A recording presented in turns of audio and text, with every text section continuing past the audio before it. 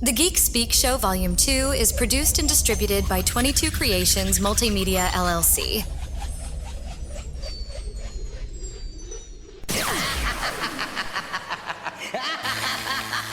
Well, look at you. You found one of the longest-running geek culture talk shows. This is the Geek Speak Show, Volume 2, featuring nerdy Navajo news with Sean Clenn, and now the Geek Speak Show Book Club. Here's the host of the Geek Speak Show, Henry San Miguel.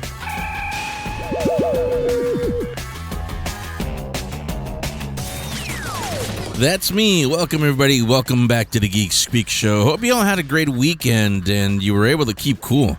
I don't know where you are. It was hot here in Orange County. We were melting. I don't know how it was like where you were, like I said.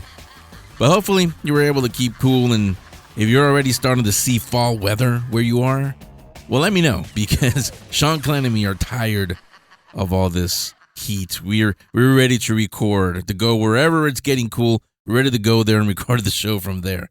Yeah, we're both tired of this heat. By the way, speaking of fall, now I was reminded actually by a friend of mine who teaches communications and broadcasting classes in university. Now that schools are starting back up or getting ready to, let me get real with you guys. You know, I don't hold back. Maybe in my old age, as the kids say, there's no filter. Let me talk to you guys, you in particular, who are going through media, broadcasting, whatever they call them now. They always have different names for it. But whatever it's called now, broadcasting students, if you're going back for that or you're starting that in university and school, let me get real with you guys. Number one, yeah, you can get some experience by getting an internship and get credit for your college classes. But one thing a lot of things have changed since I was in radio. One thing that has not changed, unfortunately, is that interns never get on the microphone, never get on camera, on TV. But in radio, for sure, you're never going to get on the microphone. I talk to people friends of mine that are still in radio. They say the same thing. Like, yeah, we got some cool interns, but they never get a chance to get on the microphone. That's just a fact of life. It's always been that way, and looks like it hasn't changed either. As much as things have changed, that hasn't changed. So those of you that want to get some real experience, you can do that right here on the Geek Speak Show. You can be a co-host, and you will be on those. Not this one. This is mine. You'll be on that one over there. You can't see it, but there's two microphones across from me. You'll be on one of those, and you will definitely get some experience. You won't just be interviewing your friends or your colleagues or your classmates or your family, because it can be fun, but you're too comfortable. It's different when you're talking to a complete stranger, and it's a stranger who has a movie coming out or a sequel to a movie or a comic book or a TV show, or is an actor or somebody that you just watched the night before. Now you're talking to them. It's a whole different experience when you do that. You can get that right here.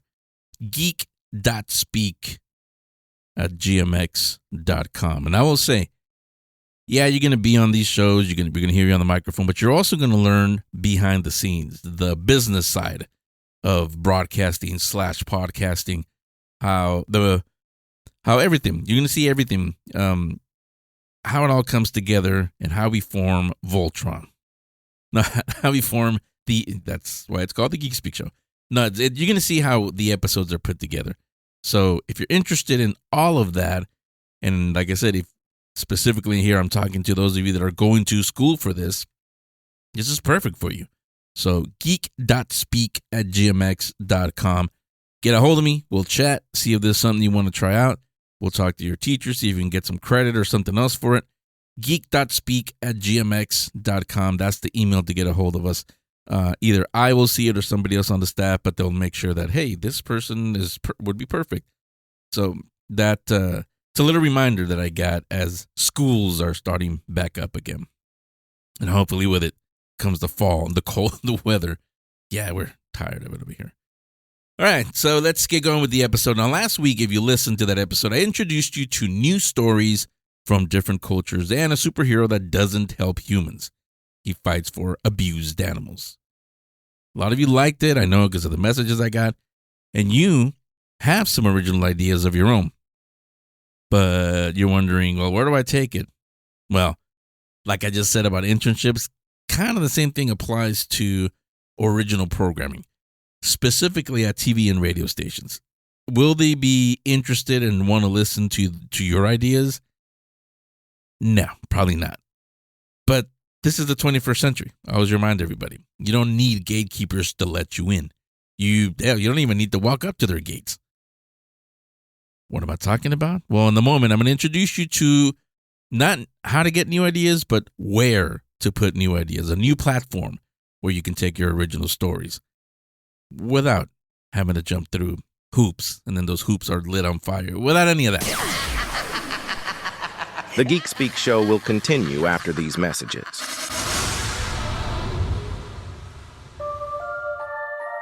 Attention fans of horror and paranormal media, I invite you to pick up and read a copy of Eerie Expeditions magazine. You won't find interviews with paranormal TV celebrities or a retelling of the same old, "this place has been haunted for years" type of stories. Eerie Expeditions magazine is filled with articles about real people dealing with real hauntings. Founded and edited by author C.L. Thomas, Eerie Expeditions is your start to a supernatural frontier. Visit eerieexpeditionsmagazine.com to get a single issue or a yearly subscription. So you think it's easy speaking geek? Here's your chance to put your mouth where your mouth is. Join the Geek Speak show as the new co-host. That means we'll hear you on every episode, including the issues of the day, Halloween episodes, and Geek Speak treats. You'll be able to attend movie premieres and other events that the show covers.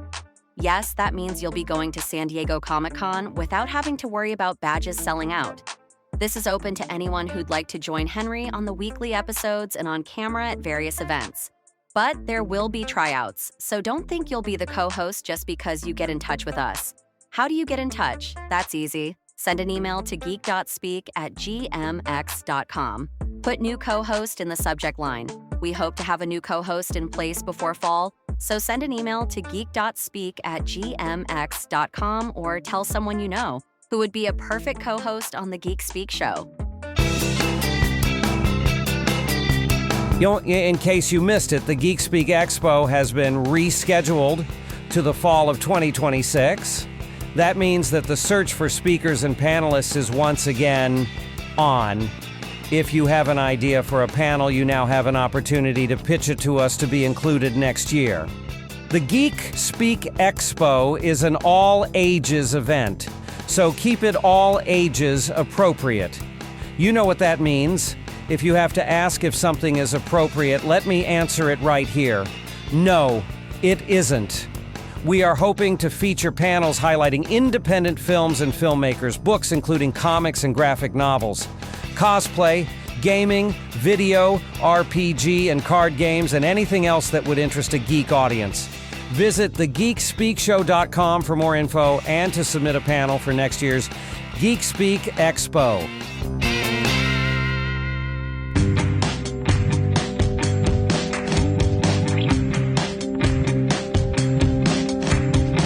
Okay, let's get back to more of the Geek Speak Show, Volume 2.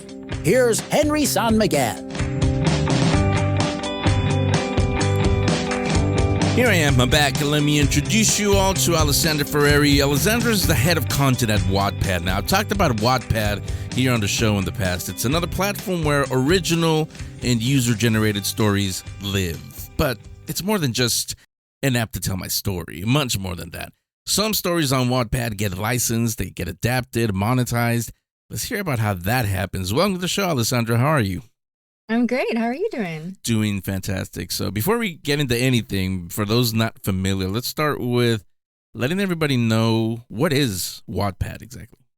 Yeah, great question. So Wattpad is a storytelling app.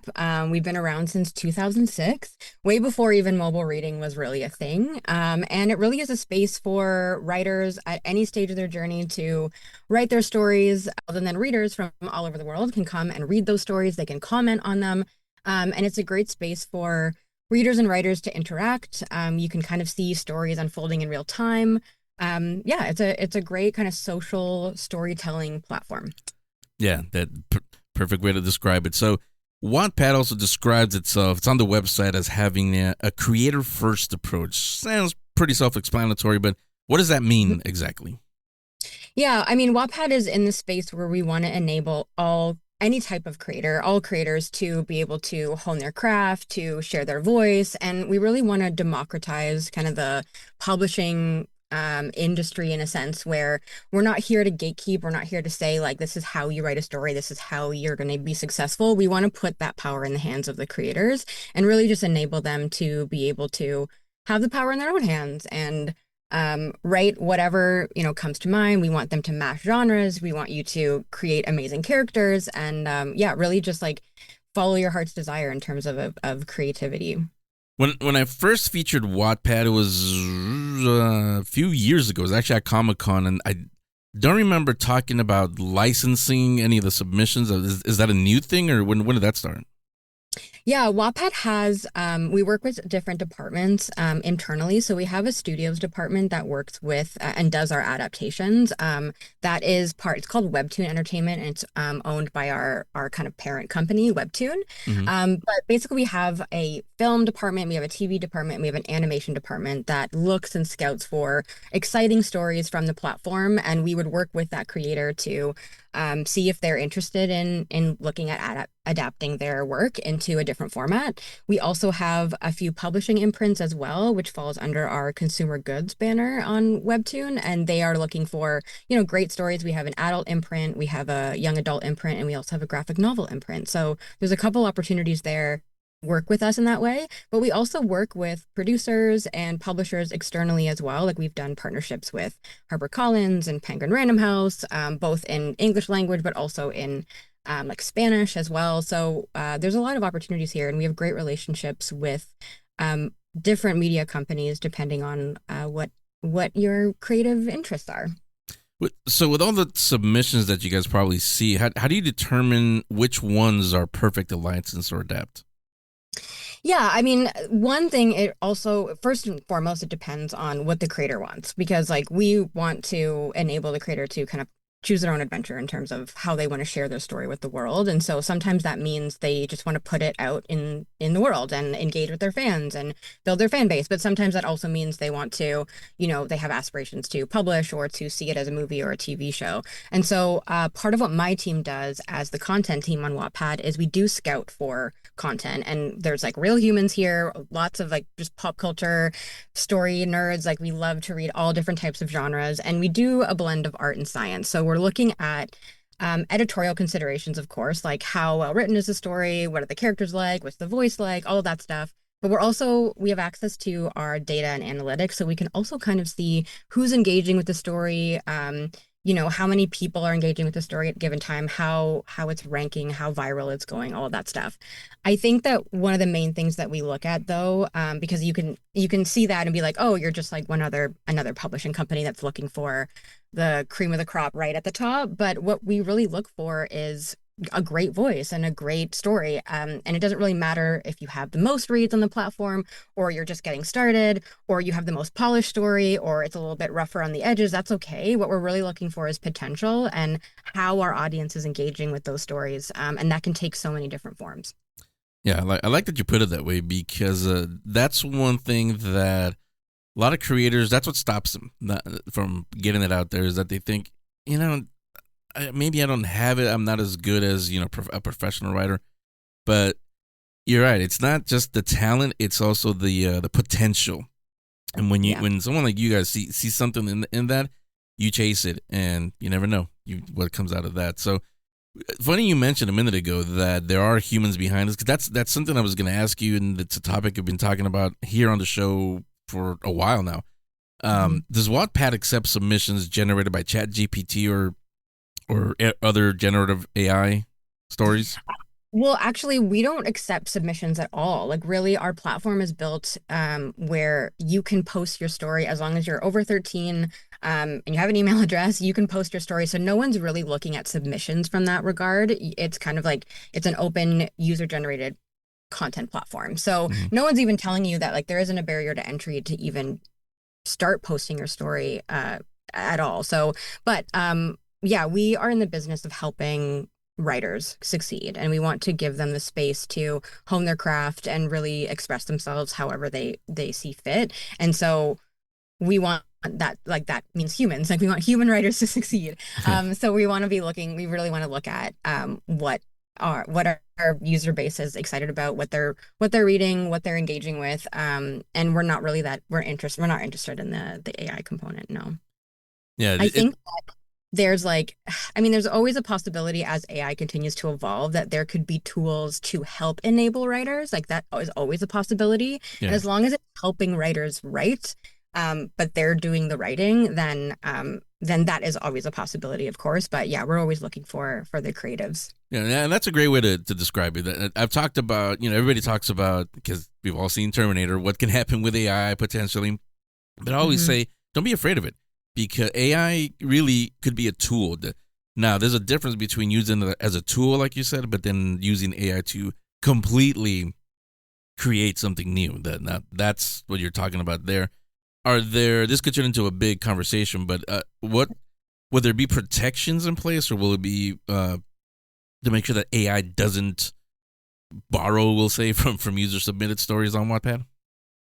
Yeah, I mean, you can't take anything from the platform, right? Like we have a pretty robust copyright protections in place for our creators. We want to make sure that their work feels protected. And so you can't, like, nobody could go on the platform and like download a Wattpad story, for instance. So we make sure that we are always keeping our creatives protection in mind, and we are listening to our audiences, and we are constantly touching base with them. We have a really great trust and safety team also that looks for just the general safety of the platform as well. So we want to make sure that writers feel safe and protected and excited to be on Wattpad and to be finding, their fans in these digital spaces and to be telling their stories in these digital spaces, and that we can enable that creativity. Yeah, that sounds good. So let me shift over to the fandoms. I love how you describe yourself as a fanthropologist. And so as a fanthropologist, how have you seen fandoms evolve over the past few years? Yeah, I mean, so I love the term fanthropologist, and I'm definitely not the only one in the world. We'll put it that way. But I think that fandom is so special, and it's something that we've seen get more and more and more mainstream. Even back when I started at Wattpad in 2015, there was like the fandom spaces were kind of on the edges. Like they were in these digital areas, maybe on Tumblr, on Wattpad, on LiveJournal, like all these different spaces, but they weren't necessarily as ingrained in pop culture as they are now. And even in the last 10 years, we've seen such a huge rise of that audience interaction and that audience, even like intervention in how we look at media. And I hope, and now even in the industries like in publishing and in entertainment, we're seeing people listen to their fans more closely because they're the ones who are telling them like, yes, we love this and we want more of this. But that aspect of audience-driven insight has always been a part of the Wattpad brand. We've always given access to our audiences for our writers as well. We have inline commenting features, and it is a very, very social experience. So it's been pretty natural for us, but it's been really amazing to see it actually, fandom in general, start to get more and more attention in other spaces as well. And I think that comes down to really digital spaces is the predominant space where we are interacting with each other now. And so fandom is pop culture. It's not part of pop culture. It is pop culture, like really, as a whole. So it's just become more and more embraced, which is nice to see. Yeah. What does fan fiction need to be seen and read by the right crowd? Fan fiction. Yeah. Okay. So fan fiction is a pretty big category on our platform. It was kind of a natural synergy between the fan fiction community. Were naturally gravitated towards Wattpad when it first began, because obviously we're opening up spaces for creatives to write whatever stories that come to mind. So of course they're excited to write in the universes they love and about the characters they love and expand those universes. And so with fan fiction, I think that it's really up to the creatives on, like, when you're writing your story, what you kind of want. Sometimes it's just nice to connect with your fans and with your friends over your fan fiction. But lately, I guess there's been a little bit more attention on fan fiction as another type of story incubator. A lot of fanfic is just perfectly fine on its own, where it's just like stays as a fan fiction and people read it and it's great and it's enjoyable and it's fun. And there's a long, long history of fan fiction kind of doing its own thing and being a great outlet for any type of writer in any stage of their journey. But then lately, we've seen some adaptations come from fan fiction, and so I think in some cases some fanfic can just develop its own world. It can become its own original story. We've seen some cases on the Wattpad side. I mean, one of our biggest success stories is After by Anna Todd, which started out as a One Direction fan fiction and then now is a completely own original story and its own franchise with multiple movies and multiple books. And it's no longer fan fiction at all, right? So it's like it went from being fan fiction to being original characters, et cetera. And so we're seeing that more and more. And that's an exciting evolution of, a good story being a great story. Yeah. Yeah, that's why I asked about that. I spend a lot of time on the fan fiction section on Wattpad because of that. Like you're saying, a few years ago, fan fiction was kind of like, whatever. Now it's taken a little bit more seriously because exactly what you said. Sometimes whatever the fan fiction is takes on a life of its own and becomes its own thing, which is pretty cool to see. Actually, sounds like no, but as you were saying all this, not for fan fiction, but for like all the other submissions, does Wattpad have guidelines on what you can and how to submit, or what you can't submit, and how do you make sure that they don't tiptoe into censorship territory? Oh, that's a great question. Yeah, we do have some like very strict content guidelines on what's allowed on the platform, which are accessible to anyone as you sign up. And so we just want to really, our priority is keeping the platform safe as possible. And so we have our content guidelines, of course, that tells you like what's allowed on the platform, what's not allowed on the platform. But also beyond that, if you want to even like hone your craft a little bit, we have writing resources, we have a creators portal, and we also have a creators program to help you. Like, let's say you are a creator who wants to really develop your voice and like really become an incredible writer. Wattpad is a great space for you to essentially not just practice, but just like get a lot of writing under your belt with some immediate interaction with your audience. So that, coupled with our content guidelines, creates a really nice space for writers to just hop on and give writing a go and then see where they end up. Yeah. So for everybody that's wondering, how can I submit? Let everybody know how they can submit the Wattpad, or even if they just want to read the submissions, how do they get there? Yeah, so you can sign up for Wattpad kind of like you would any like social media site with your email address. As long as you're over 13 years old, you can have an account and you can start writing immediately and you can start reading immediately. So there's recommendations that will pop up on your home screen. If you're interested in writing, there's like, a writing module that you can just pop in and start.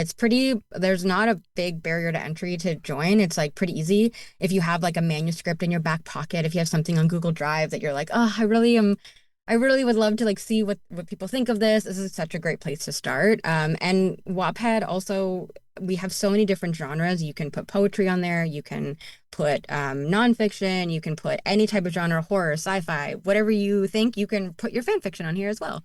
It's pretty inclusive from that regard. And then once you're on the platform, whether you're a reader or a writer, we have contests that go on with from the community. We have like so many engagement initiatives as well. It's a really great place to for a writer or a reader.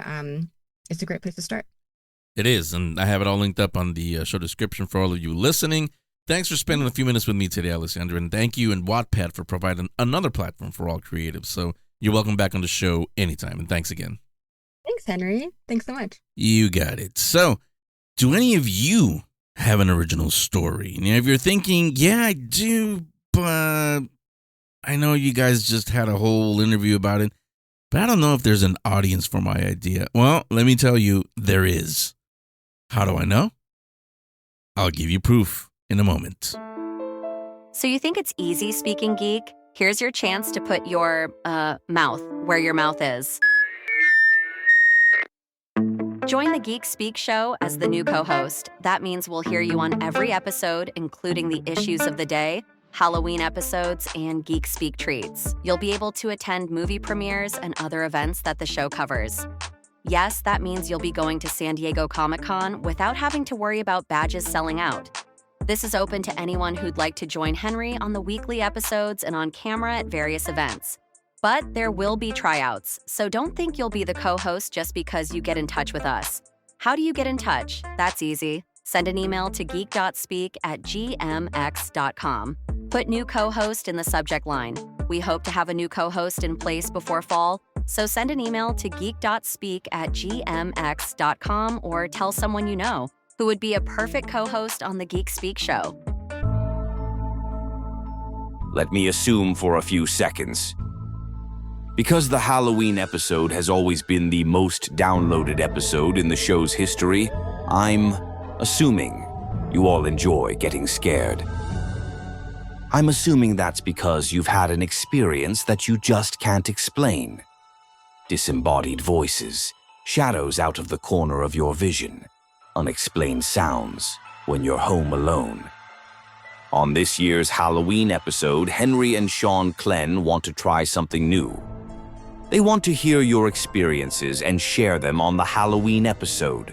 You can record your experience and send it as an MP3 file to geek.speak@gmx.com. If you'd rather not record yourself, but you still want to share your story, write it out in an email and Henry or Sean Clenn will read it back on the Halloween episode. However you send it, make sure to put Halloween story in the subject line and send it to geek.speak@gmx.com. This will be an interesting and spooky Halloween episode.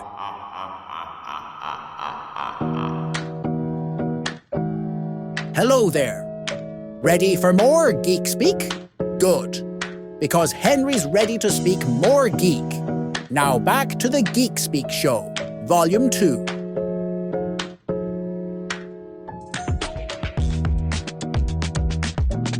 Here's the proof I was telling you. Every story idea has an audience. My next guest turned his love of science fiction and science, and in particular, a certain TV spaceship, into a documentary. Some may even call it an obsession. He does. It's in the title of the doc. He is writer and director Jeffrey Morris. Jeffrey's the founder of Future Dude Entertainment. That's a production company that blends dazzling creativity with smart storytelling. Their latest is a documentary called The Eagle Obsession. It follows Jeffrey's investigation into the origins of the Eagle transporter from space, 1999. And joining me now to talk about it is Jeffrey Morris. Welcome, Jeffrey. How are you doing? Hey, I'm good, Henry. Thanks for having me. Yeah. Well, let me start here, actually, because I was actually surprised when I started talking to people about this. A lot of people weren't familiar with Space 1999. Like, what, really? So let's start there. What is Space 1999 for those that don't know? Well, so it was a British sci-fi TV series that aired from 1975 to 77 in the U.S. in syndication, and it starred Martin Landau and Barbara Bain, who were pretty famous for the TV series Mission Impossible back in the 60s.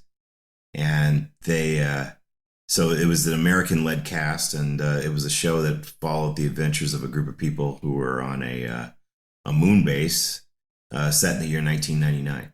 And international team, and something bad happens to the moon, which sends the moon hurtling across the universe, and they have all kinds of weird misadventures and things that occur based upon this. So, but at the core of that TV series was in addition to Moonbase Alpha, which is where the show took place, there was also a spaceship that the crew used called an Eagle transporter. And the Eagle was it's about 100-foot long spacecraft that was kind of like a shuttle in a way that they used to go to all kinds of really cool adventures and stuff like that. But the reason why I think the Eagle struck me and millions of other people around the world who watched the show is that it was there was something about the design that felt kind of realistic. It felt like it had trappings of NASA in it, if that makes sense. So it felt connected to the real world. And it looked like something that could actually be built in the near future. And so I think for a lot of us growing up, when I first watched the show, I was a little kid, like 7, 8 years old.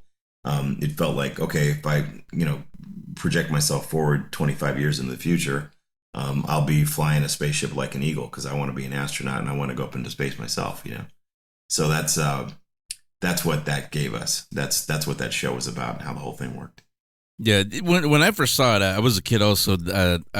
I thought it was real also, and really, I don't think I've ever said this on the show on the air. When I first saw it, I thought it was a documentary back then, or at least I was watching a news report or something because like you said, it did look like something that was real. Now, there were other shows at the sci-fi shows at that time. Where there is the Eagle Transporter your favorite at the top, or are there any other sci-fi film or TV ships that also you like? Well, I mean, you're asking, are there other sci-fi spaceships that I like other than the Eagle? Yeah. Oh yeah, of course. I mean, I would say that the Enterprise, was an absolute, the original Enterprise, but even more so the refit Enterprise from Star Trek: The Motion Picture. That's probably on par with the Eagle for me. I absolutely love that design. I think it's gorgeous. It's a work of art. I think like a lot of kids, I thought the Millennium Falcon was darn cool with its maneuverability and all the kind of cool, things that Han Solo did with it. Other spaceships I love. I love the Viper from the original Battlestar Galactica.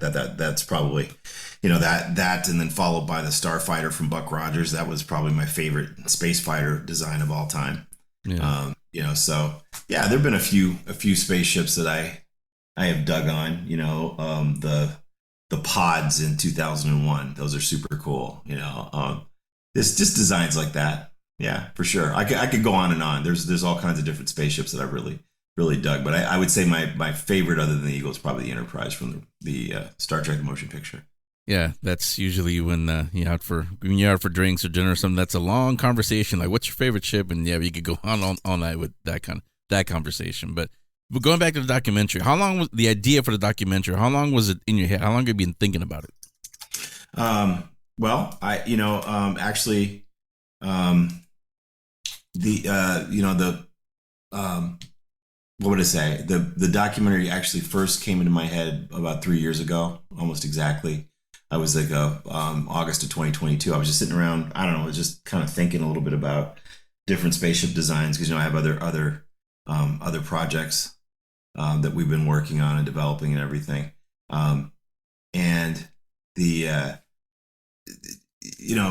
was like, why do I love this spaceship so much? And why do so many other people love it? Because I knew people all around the world who really enjoyed it and thought it was really cool and collected them. And I was like, well,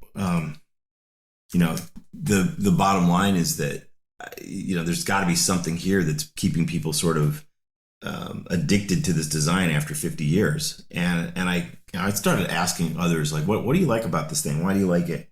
And I know that I had my 22-inch die-cast metal one and other model versions. And I know there was a fandom that there's this whole group, this Space 1999 props and ships that I followed on Facebook. And those guys there are tens of thousands of people on there, right? And those guys came together and they were able to get little model kits going and things like that.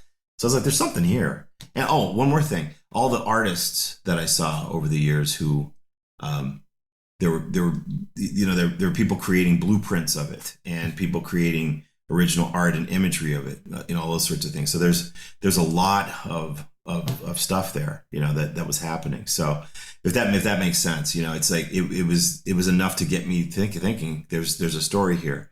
And what happened for me was I began connecting with the idea of, wait a minute, I think I love this thing because of the lunar module. That's what it was. It's like, I was like, it's not really about the Eagle. It's about the fact that the Eagle felt like the descendant of the real NASA hardware that I had already fallen in love with as a child. Like the lunar module was the coolest thing in the world to me, and the fact that they could fly and land on the moon with that and then have a rover to come out of it and all kinds of stuff. I thought that thing was so cool. So the Eagle just felt like a souped up lunar module. And you see what I'm saying? So it was like, if the lunar module was around in the early 70s, late 60s, early 70s, and the Eagle will be around the year 2000 again, so then I decided to pull together and start telling that story. And so it felt like it was going to be important to not only talk about the origins and the design of the Eagle and where it came from, talk to fans, show that. But I also wanted to get into like the why for me personally, which led to me, including quite a bit about NASA and space exploration. I even diverge and talk a little bit about Star Trek and the Enterprise in the story. We got to interview William Shatner, but in addition to interviewing some of the cast and crew of Space 1999, so it grew into a much bigger story, which was really about how I personally and millions of other people dreamt the future, how we all dreamt the future was going to be as children, and how we all thought that decades ahead we would have a spacefaring civilization, we'd have a completely different world, and I felt like this movie would be a chance for me to really talk about that. And so it's about a heck of a lot more than the Eagle. The Eagle just kind of becomes the way to get to tell that story. Okay. Yeah. And I get that you mentioned it, and by the way, you sent me a screener. Thanks for that. You do mention it in the documentary, and I honestly never thought about any sci-fi that way, but it's in particular Space 1999, because you're right. You mentioned in the documentary that one thing that you like about the show is that, yeah, the Star Trek is there, but that's 23rd century. A lot of us may not see that 23rd or 24th century, but Space 1999, when you and I were kids, we knew we were going to be alive in 1999, so we could potentially see that. Yeah, exactly. Like the couple of things with Star Trek, even though I loved the original Star Trek when I was a kid and the cartoon and everything, was Star Trek did not show Earth, right? With the exception of one little moment in the cage, which ultimately became the menagerie, where he was kind of having this fantasy moment where he was having this flashback of Pike was on Earth, right? You never see Earth. And I really wanted to see Earth. I wanted to know what Earth was like. And so you get this story that's set hundreds of years in the future. You don't even get to really see how Earth is and what it's like. That bummed me out. It's like I really wanted. And so Space 19, and like I said, I wouldn't be alive for that, unless barring some amazing miracle. Yeah. But yeah, 1999, I was planning to be around for that, and so that was a story that felt like it was something that could be relevant. And the other thing also that I want to kind of speak to for myself personally is that science fiction for me was never about escapism. I've been realizing this more and more. I never looked at it as escapism. I looked at it as being more of a roadmap to a future I wanted to live in. Yeah. Does that make sense, right? Because I really think that for a lot of people, sci-fi is about, I don't like reality, and so I like to escape to this other reality, and for me, it's like just never absolutely ever been like that. It's been like, man, sci-fi is a way to like build a bridge to better futures, real better futures, in reality. So, and also it can serve as a warning for futures we don't want to live in, it's another thing. So yeah, you know what, Jeffrey, you made me realize something. As I was watching the documentary, is that I've always had that view of science fiction. I just never knew it my entire life. That's why I've loved science fiction, fantasy. That's what I would consider escapism, if you will. If you want to forget the reality, yeah, go to fantasy. But sci-fi, I always, especially the original Star Trek and those kind of shows, I love them. I loved reading sci-fi not because it, like you said, it was an escape. That's what we could possibly be. That's what, like Gene Roddenberry said. Right now, we're just a young civilization, but when we get our act together, boy, we're gonna be something. Then sci-fi gives us a roadmap, if you will, for that. So yeah, that's correct. You made me. I'm glad you said that in the documentary, because yeah, I think a lot of people are going to realize that's why we love sci-fi, but we just never knew it.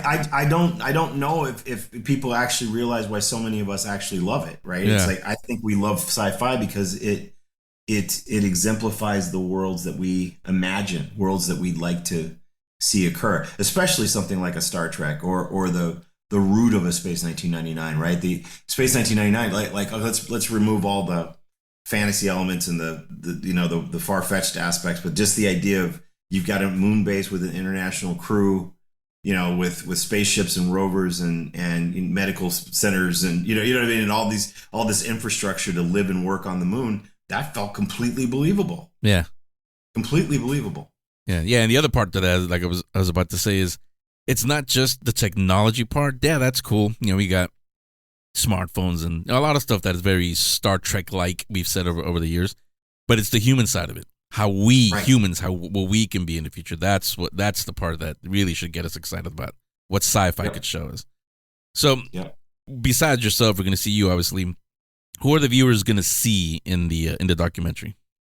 Well, the documentary includes, let's see, Nick Tate, who played Alan Carter, who was the lead Eagle pilot in the show Space 1999.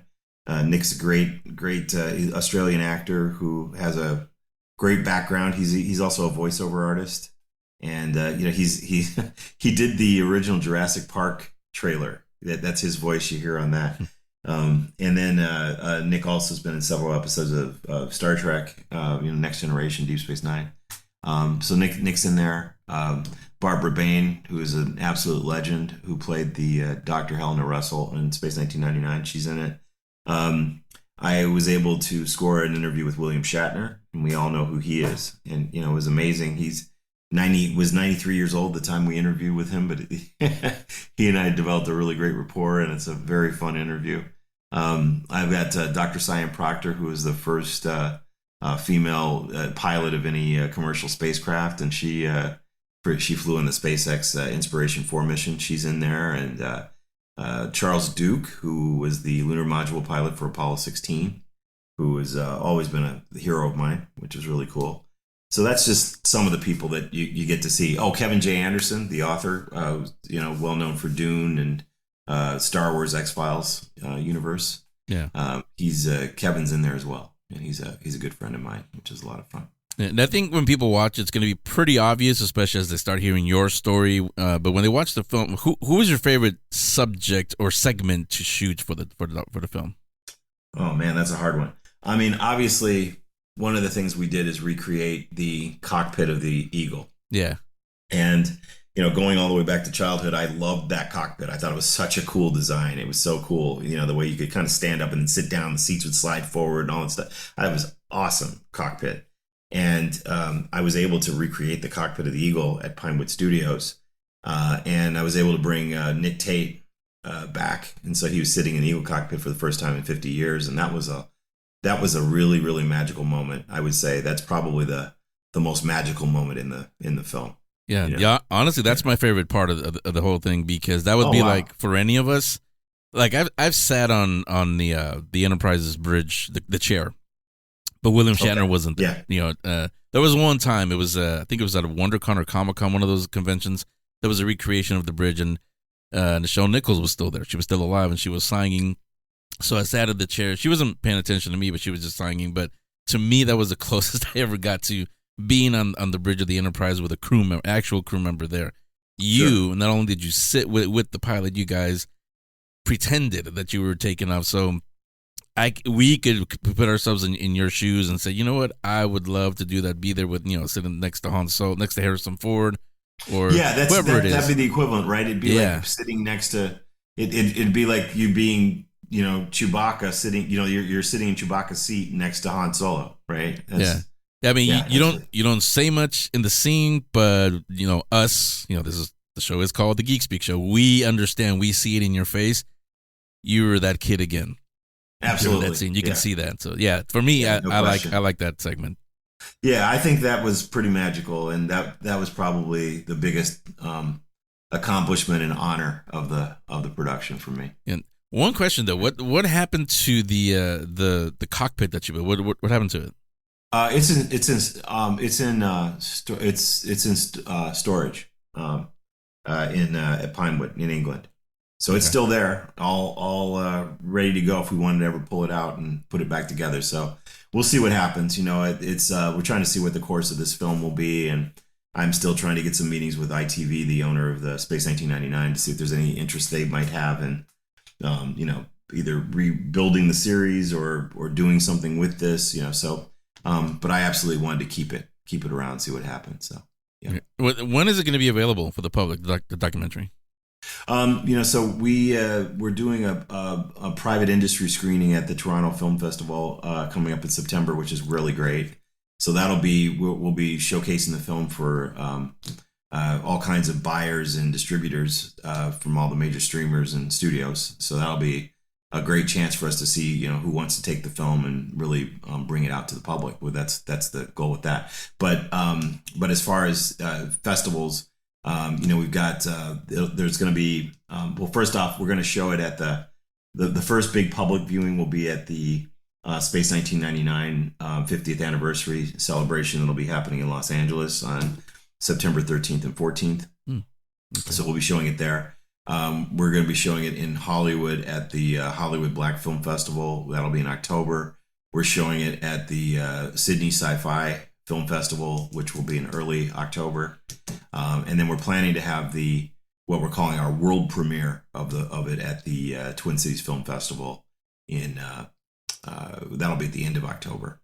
So those are all places that you'll be able to get to see it. If you festivals, we entered it in Sundance. So right now it's kind of festival circuit kind of thing and in screenings. But as far as distribution, we should know more about that. And as soon as we know, we'll announce it. Maybe I can come back on and we can tell your listeners. Absolutely. Yeah.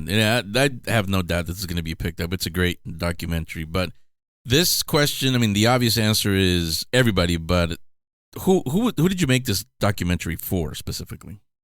Who did I make it for? That's a really cool question. Honestly, I wasn't sure at first. At first I wanted to just tell my story, right? Mm-hmm. But what it evolved into is what I call a human interest story, which is it's not for sci-fi fans. It's not targeted just for sci-fi fans or Space 1999 fans. Certainly not. I always felt like a story like this is a chance to reach a much broader audience, and that was the goal, was to get this out there for to have it be accessible to anyone. So you don't have to have known what Space 1999 is or the Eagle to see this documentary and enjoy it. And as a matter of fact, we've done 6 test screenings now, and that's the thing that I've heard so much of. And there are people who have come up to me who are like, I've had no interest in science fiction ever in my entire life, but this is the first time I kind of get it. Yeah. I didn't get it until now. And then I also had people who are big sci-fi fans come to me and say, thank you for making this film, because now it's going to help me. Now I can finally explain to my wife why I like this. I can use your movie. My wife can watch your film and understand me. That's really cool. So that's been an aspect of this as well.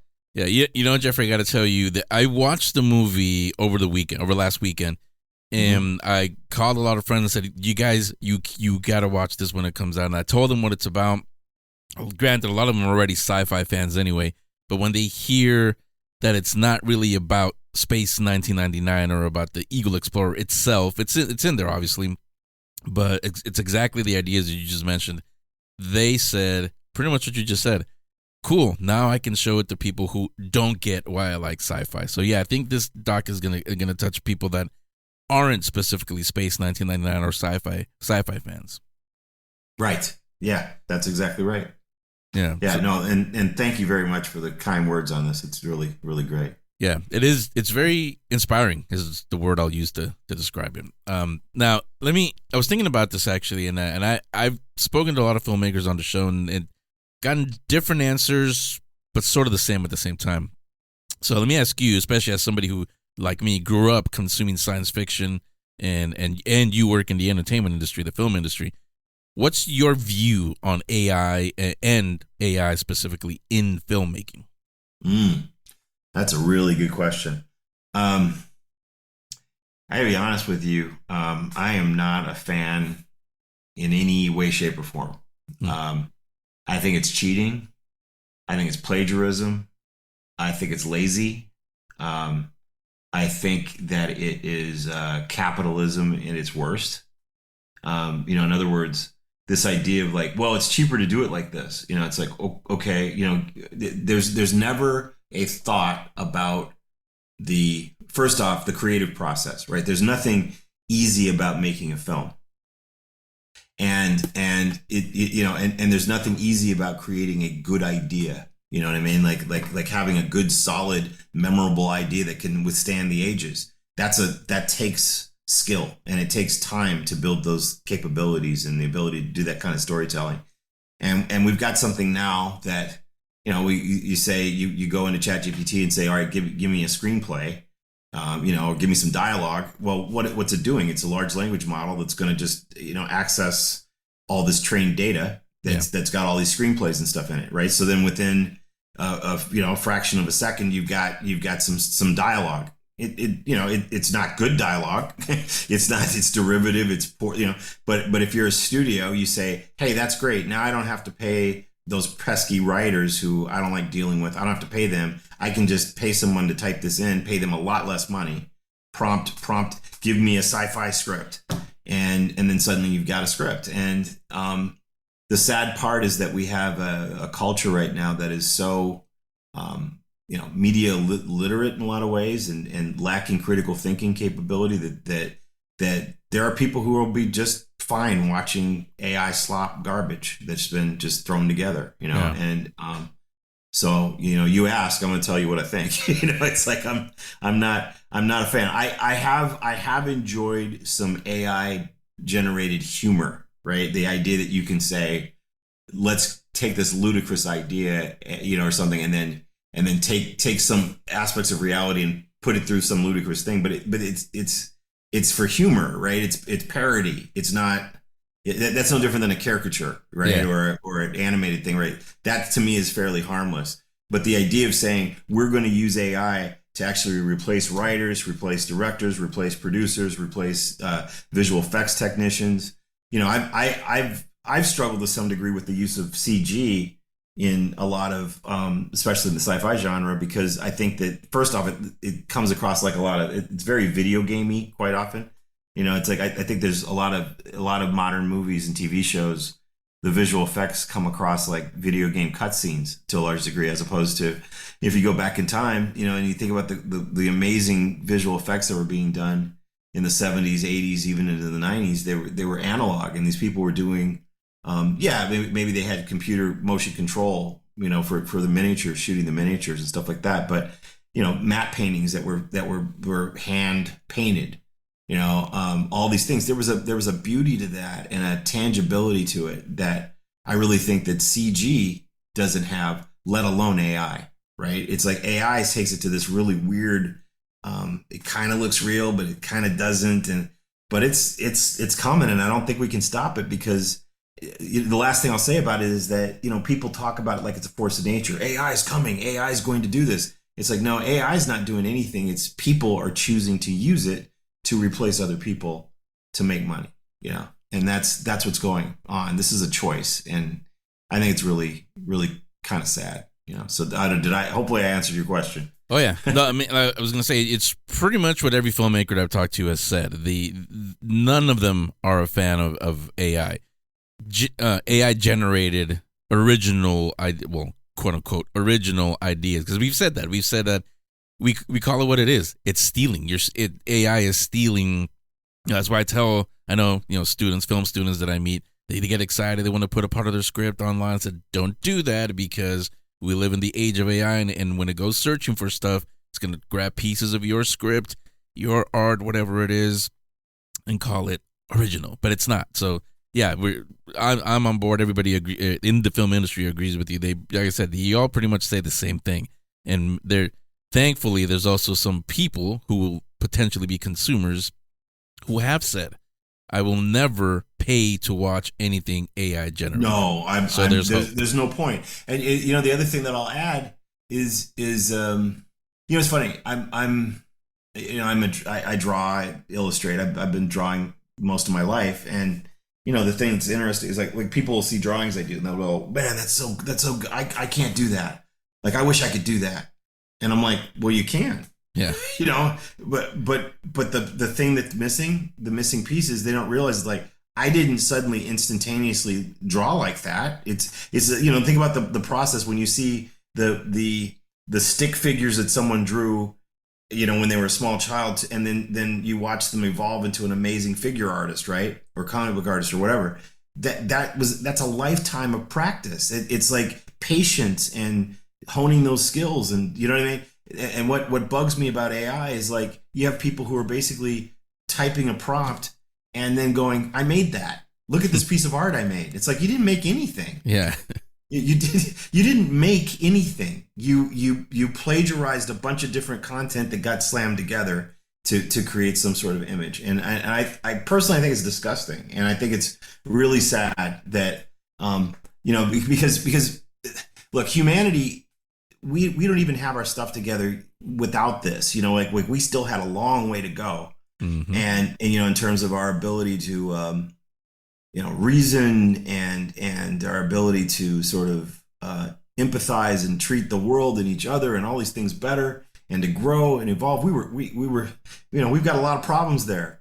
And then all of a sudden you're going to layer in social media, and then on top of that you layer in AI, and it's like, man, it's like, how do we dig ourselves out of this hole? It's like we're digging ourselves further and further in a lot of ways, and it's I don't think AI is going to help, but I think it's going to make it a lot worse. And this point where I don't know if you've gone through this, but it's like I'm pretty good at spotting AI, but it's getting to a place where at a glance there are things that I'm like, I don't know.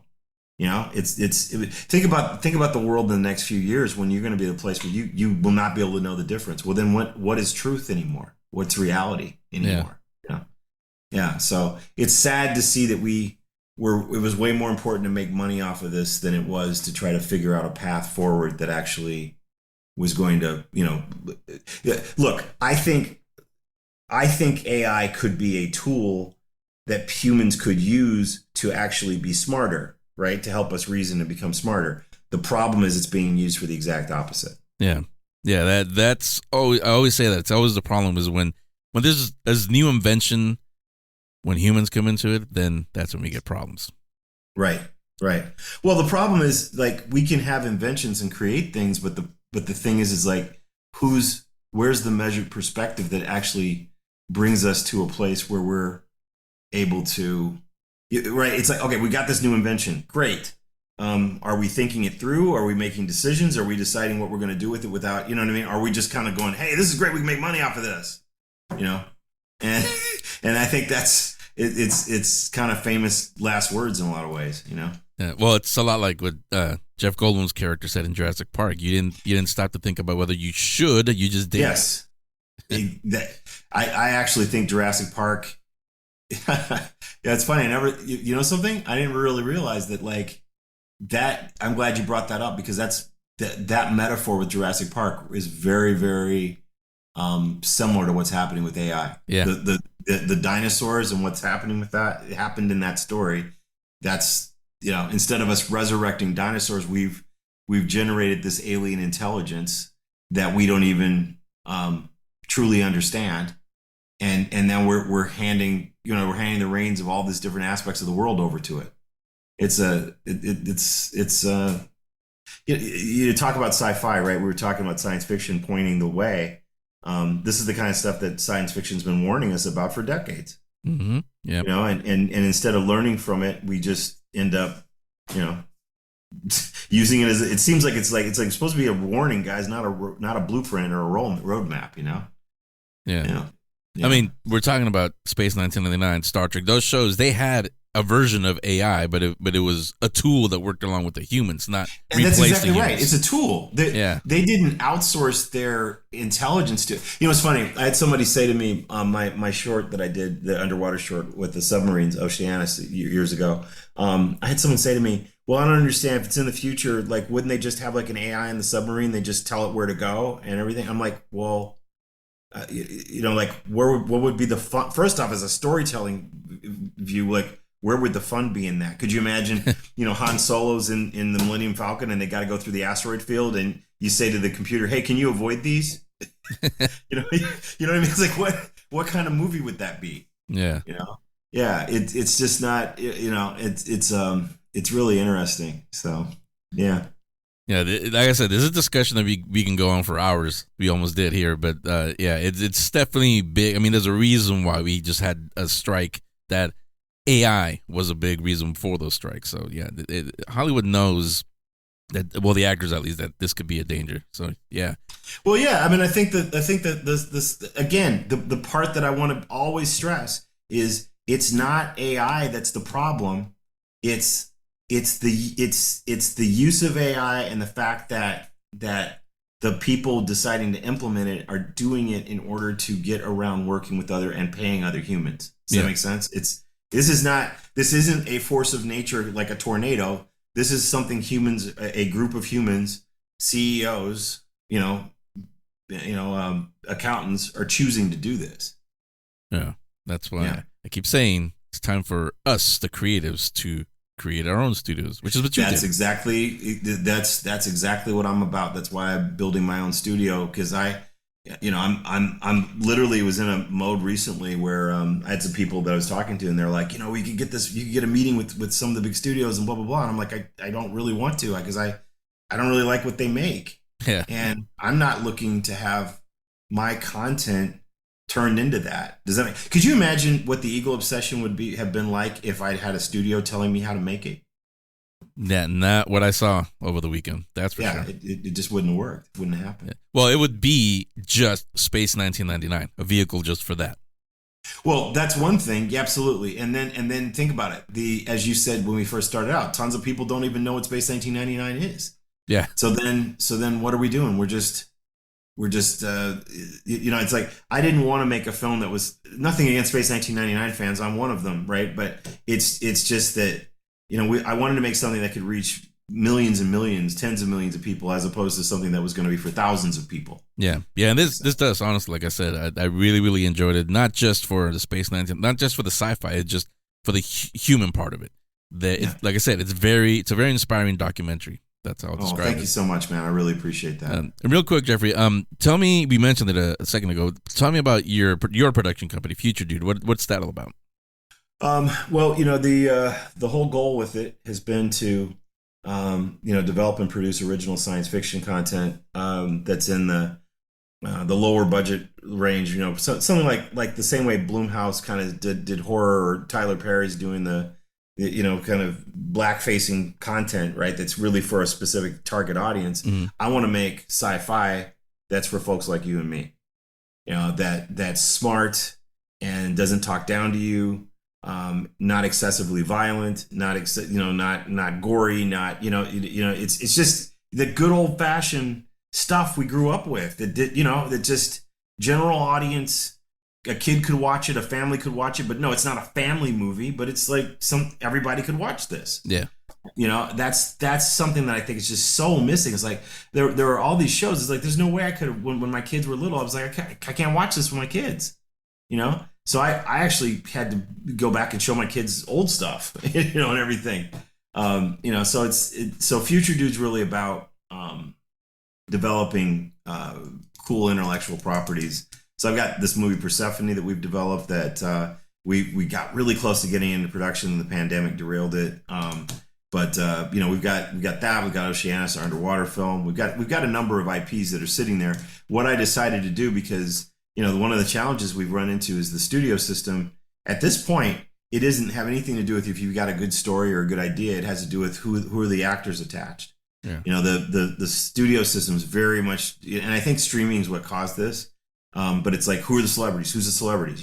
And then you have this one group of about 100 people in the whole world, right? And everybody's after them, and it becomes very, very expensive and very challenging. So what I decided to do was focus on making a really great documentary so I could show people who I was and what we were capable of doing. I think for the budget we had for the film, I think it looks like it cost a heck of a lot more, and we have some amazing visual effects in it, and it's got a very cinematic scope and appeal to it, and that's all intentional. So I really see the Eagle Obsession as being the launch pad to get us, to finally get the attention we need to get the money to really launch our own brand. Okay. So that's what we're doing. That's why I switched my goal to that. Yeah, and you're right about what you're saying about the studios, and I wish the studios, it probably will never happen, but I wish they would think, instead of just getting the name, how about we cast an unknown and make him a name or her a name? But yeah, like I said, that probably won't happen. Couldn't agree more. Well, here's one thing. It's just silly. I mean, at this point, right? I mean, the idea of having the same actors in everything. Yeah, it just doesn't make any sense. It's like what, it's. You think about it, like Star Wars. Nobody knew who Mark Hamill was. Yeah. Nobody knew who any of them were. No one knew who any of them were. Exactly. No one knew who any of them were. And and we loved it. You know, it's like let's make some new stars. Let's make some new. Let's not even worry about it being stars. Let's just tell good stories. Yeah. You know? Yeah. So, but unfortunately, that's not where the system is right now. So, but I'm going to figure it out. And I think we'll get there. Yeah. We'll get there. I was gonna say, I think you're on the right track. So yeah, I wish you nothing but success with that. So Really appreciate it. Let everybody know where they can go, website, socials, to find out more about you and what you do. Yeah, so futuredude.com is a good place to see, kind of our overarching view of what we're doing as a company. But eagledocumentary.com is where you can learn all about the Eagle Obsession and its sister project, Beyond the Eagle Obsession, which is really targeted specifically to the fans. That's a 45 to 50 minute doc that we're finishing. We had so much footage that we realized that we could make a fan-centric doc that wasn't for mainstream audiences, that was more targeted toward the fans. And so that'll be finished before the end of the year. So, and that's one that I'm not worried so much about trying to distribute widely. It's like I'm willing to just kind of make DVDs and stream it and give it directly to the fans. Okay. Yeah, so I'll have everything linked up on the show description for all of you listening to us. Jeffrey, thanks a lot for coming on, and like I said, great job with the documentary. Really loved it. I keep calling it, and it is inspiring, very inspiring. I'm sure everybody will agree when they watch it. So you're welcome back on the show anytime, and thanks again for coming on. Thank you so much, man. Appreciate it. One more thing.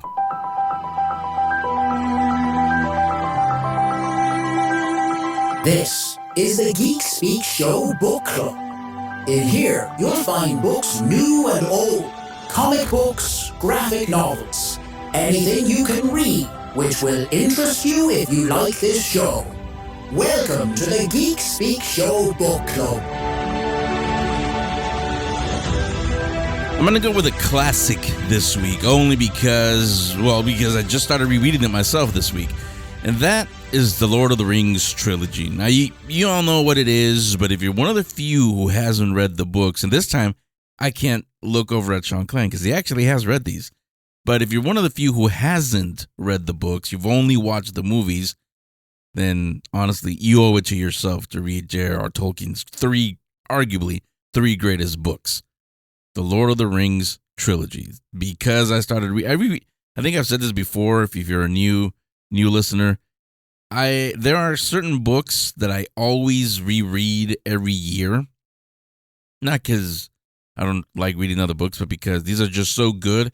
And really, as we grow, as we get new experiences, we bring that to the Lord of the Rings, the Narnia books, and many other books, the classics that I reread over the years. And I see it as as something else. Again, bringing in new experiences that I learned. So this week, or last week, really, I started rereading the Lord of the Rings trilogy. So that's my pick, just because, like I said, if you've only seen the movies, you got to read the books too.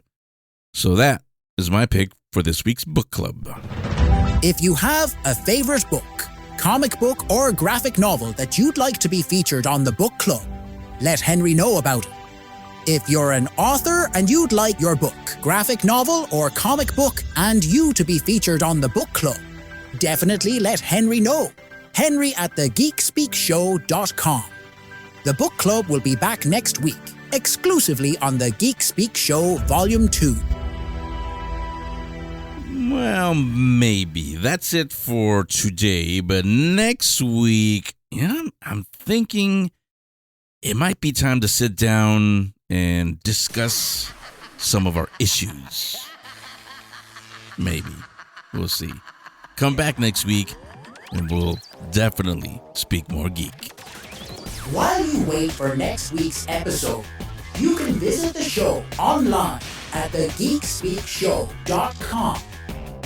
There, you'll find links for the guests, info about Henry and Sean Klein, and links to all of the show's social media. Tell your friends that there's a show out there that doesn't hate everything and still finds the fun in anything that we read, watch, or experience. Henry and Sean Klein will be back next week. But if they're not back by dawn...